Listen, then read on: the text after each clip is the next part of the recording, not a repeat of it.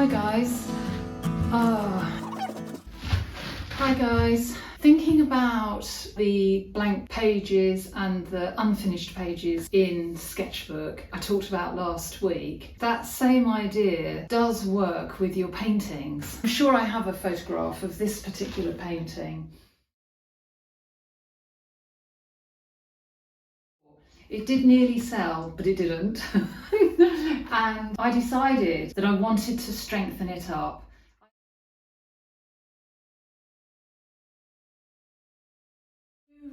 I do attempt to make sensitive paintings. It's quite tricky for me because I engage with them at the time, and then the next day, usually the very next day, I think, oh gosh, I want that to be stronger. I want to amp it up. So I had a go at amping up.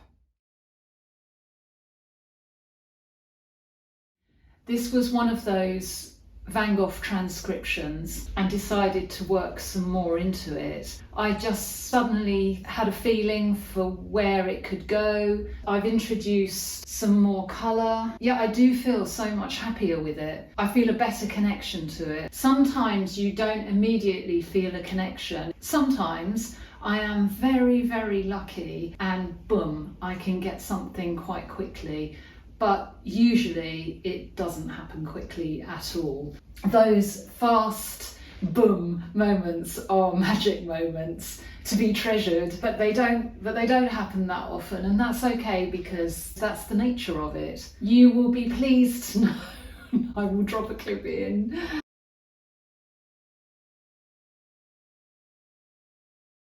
Aubergines are finally, my God, they have really taken their time. I can finally look at aubergines and think that's it. There's no more to go there. This is one of my hardboards.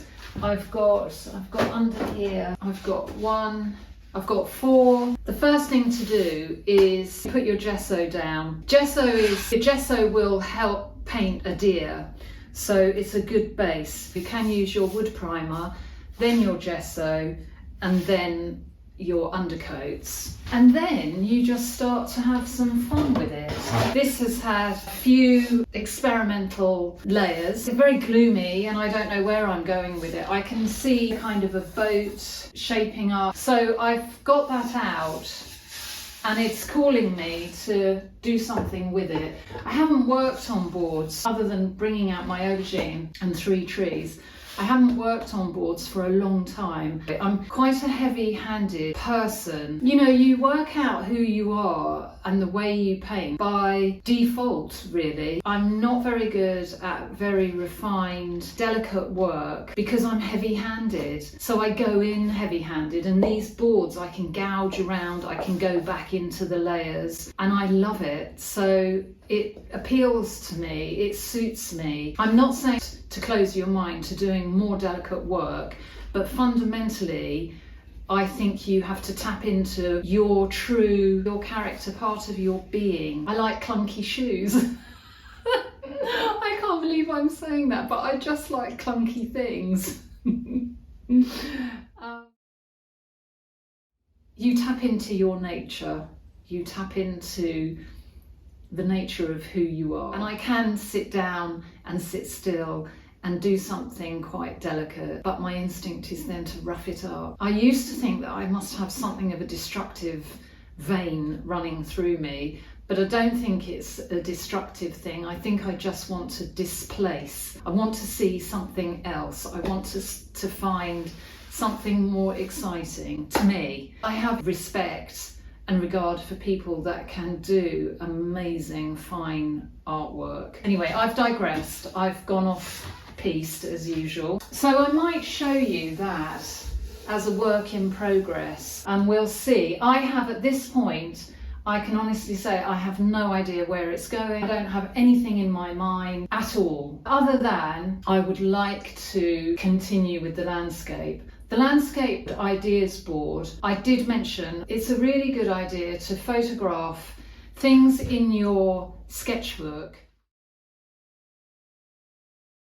You don't want to tear pages from the sketchbook, so photograph them and print them off, and then you can load up your landscape board, and it's really nice to get a feel for all the things that you've been doing recently and to draw more inspiration from what you've been doing.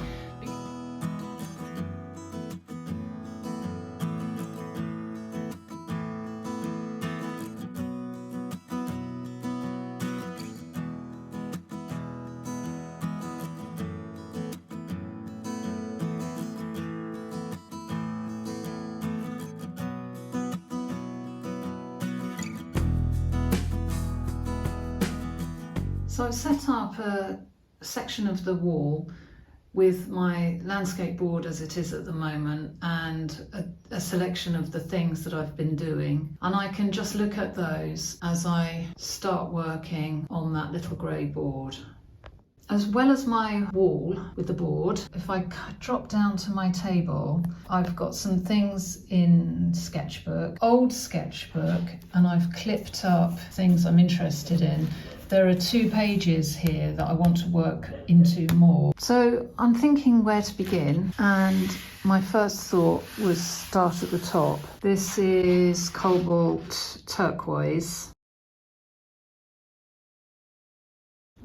I'm using a new brush, and as soon as I started I noticed that I quite like the way it can lay small squares. I can get quite a nice mark out of that. When you have an older experimental board, you've obviously got some lovely layers of colour underneath, and they can work brilliantly coming through. It's nice to leave some of that.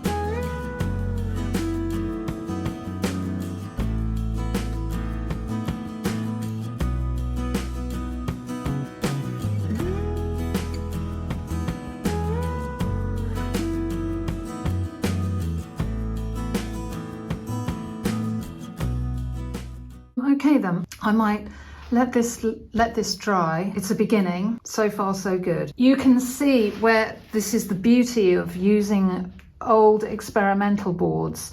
Do not get rid of your old experimental boards, because they've got all that colour and all that work underneath, and when you pull through, it's a delight. It's such a surprise to see. You can't remember what's under there sometimes. Nice marks that you can reveal and introduce.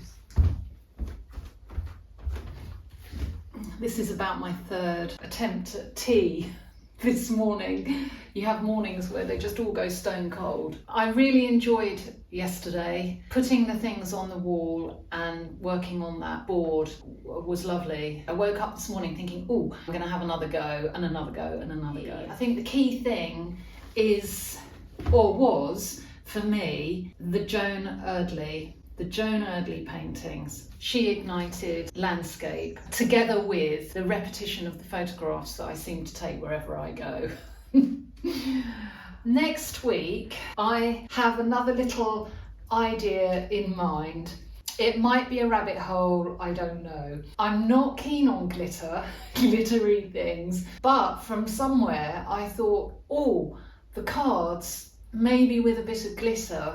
Might be a challenge to myself for the first ever Christmas card. Oh, Christmas cards are so tricky. I spend so much time trying to find a card, and I generally go for cards that are of nature, nothing glittery. And here I am. I'm thinking about going to the shops to find some glitter to see if I can come up with, well, an experiment. It's going to be, I won't say I'm going to challenge myself because it scares me, the thought of it, but a Christmas card, coming up with a Christmas card. That's at the moment, that's where I'm aiming for next week. Whatever you have in your mind, enjoy it, enjoy your week, and I hope you come back. I hope you come back and see what I'm up to next week. Thank you very much for all the lovely comments. Very, very kind people. Have a lovely, lovely week. Bye then.